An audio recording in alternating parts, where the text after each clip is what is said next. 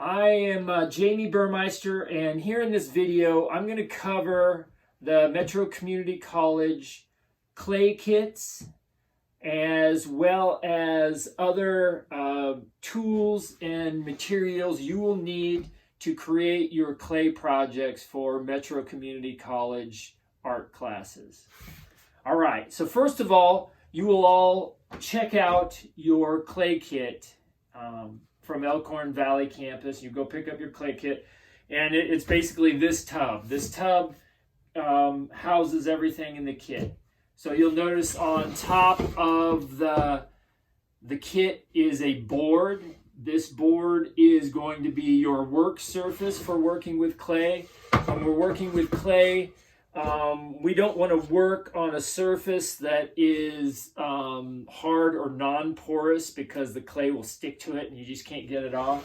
So we can work right on this board and our clay won't stick to it. It's porous. You know what happens is you put the clay on the board and the board soaks up some of the moisture and the clay shrinks and it comes right off. So this is going to be our work surface. This is going to help us out quite a bit so we all have an appropriate work surface at home. The tote not only functions as a way for us to carry the clay and the underglaze and the slip back and forth between Metro Community College and your house, but it also functions as a wet box. So a wet box is basically a watertight box that has plaster in the bottom. So your box will have plaster in the bottom. You go ahead and you pour a little bit of water in the bottom of this box that soaks into the plaster, and then it creates an interior environment that is humid.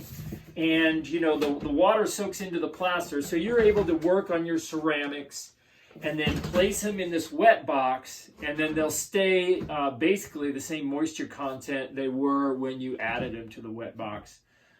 So we're going to be using this to store our projects as you're working on them. And we're also going to be using this when you transport your objects back to Metro Community College for firing. You're going to be able to put them in here, and we're going to want to transport them not dry, but leather hard. We want some moisture left in the objects because the dry clay is very fragile and very easy to break, and I want to give you guys the greatest chance possible for your pieces to survive. In the kit, we also have, each student will have approximately 25 pounds worth of clay, which comes in a plastic bag like this. This is the clay we're going to use for our functional ceramics project, as well as our modeling the hand project in 3D design.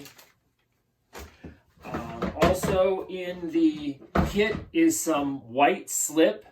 So basically slip is just liquid clay. You'll notice that our clay for this course is, and let me grab a chunk, is a red earthenware. You can see it's this kind of red brown clay that fires to sort of a traditional terracotta color, which is good if that's what you want, if you want a terracotta piece.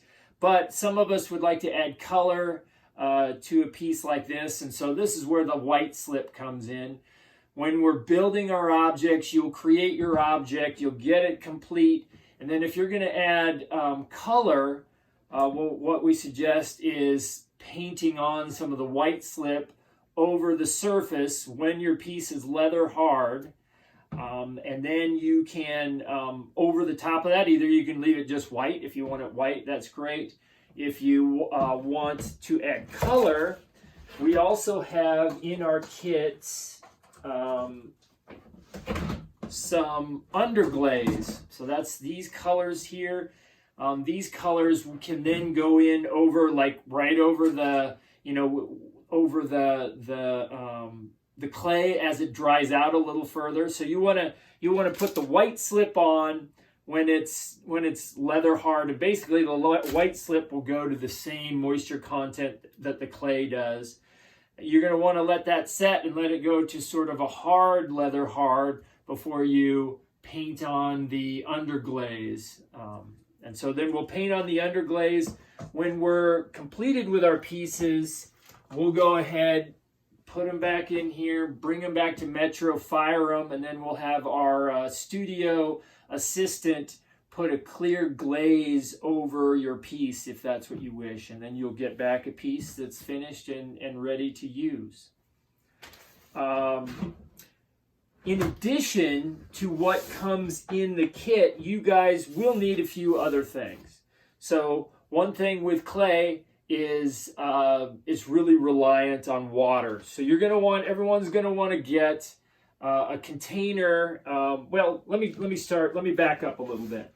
First, you want to set up your work surface. And so what I suggest is if you've got some sort of table that you don't mind getting dirty, maybe it's even outside on a patio, maybe it's, in the basement. Clay is messy, it's dirty.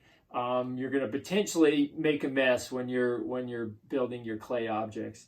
So a lot of times what you can do if you're going to be working at a kitchen table or countertop, you can just get a piece of plastic or even like a bed sheet or something to just cover your surface, because you are going to spill some water and some clay onto the surface. It's good to have something down there.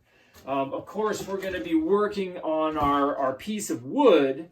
So that's a good thing, because you can go ahead and, as you're working on this, you can clean it off and do whatever you need to do. So that's not, that's something that you can get as dirty as you want, and it's not gonna hurt anything at your home. We're gonna need water when we work with our clay, and so you're gonna want some kind of container that you can fill with water and use to add moisture to your clay, to wash your hands, wash your tools. We're going to be using water all the time with our clay. The state of clay relies on the amount of water in it, and we're going to control that water content with a bucket of water and being able to sprinkle it on there. Another thing you're going to need to do is you're going to make some slip. So as we're working with clay, we're going to want to attach different parts of clay. And to do that, we use what's called the score and slip technique. And to do the score and slip technique, you're going to need some slip. So you're going to need some kind of container.